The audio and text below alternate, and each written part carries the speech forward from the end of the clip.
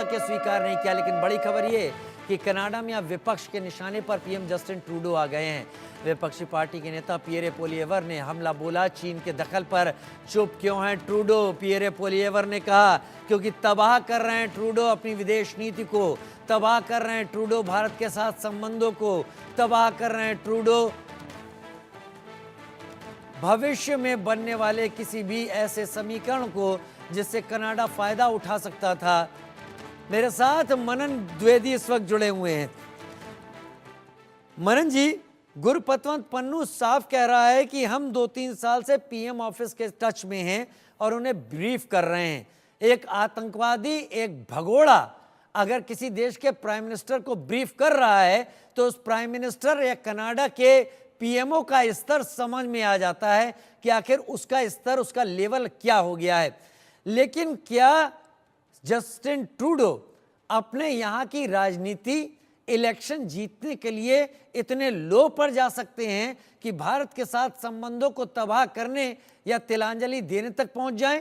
और ये क्या उनके लिए एक फायदे का सौदा भी नजर आ रहा है, या फिर वो ये सोच रहे हैं कि कुछ दिन में अगर मैं इलेक्शन जीतता हूं तो सब ठीक कर लूंगा?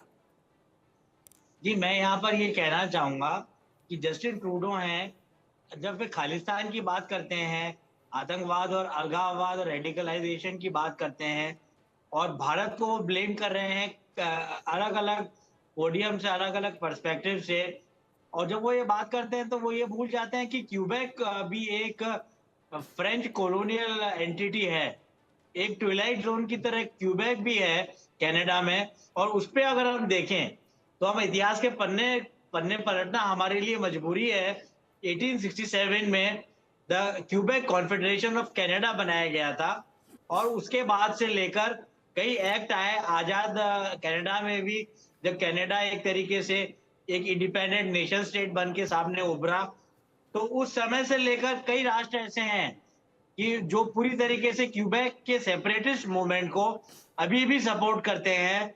और ये जो क्यूबेक के जो नागरिक हैं, ये शायद 1.4 to 1.7% of the total population of Canada है और ये फ्रेंच ओरिजिन के हैं।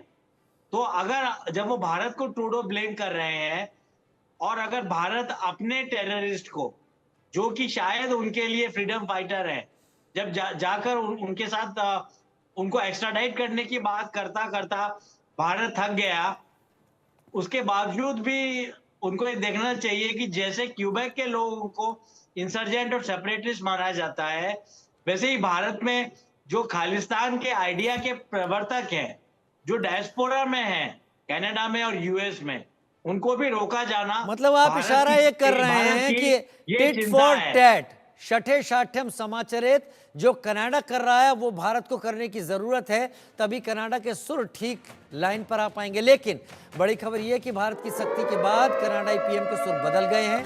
फॉरेन इंटरफेरेंस कमीशन में ट्रूडो ने सच कबूल लिया।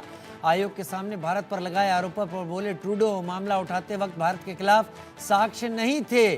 ट्रूडो ने कहा भारत को कोई सबूत नहीं दिए, सिर्फ जानकारी साझा की। निर्जर केस में कनाडा के पास कोई पुख्ता सबूत नहीं थे, आरोप लगते वक्त नहीं थे भारत के खिलाफ सबूत। निर्जर की हत्या मामले में पुख्ता सबूत नहीं थे, भारत को पुख्ता सबूत नहीं मुहैया करवाए Justin Trudeau.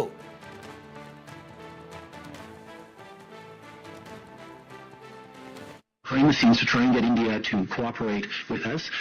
Their asks of us was, well, how much do you know? Give us the evidence you have on this. And our response was, well, it's within your security agencies. You should be looking into how much they know. You should be engaging us. No, tell us what you know. Show us the evidence. And at that point, it was primarily intelligence, not hard evidentiary proof. So we said, well, let's work together and look into your security services and maybe we can get that done. No.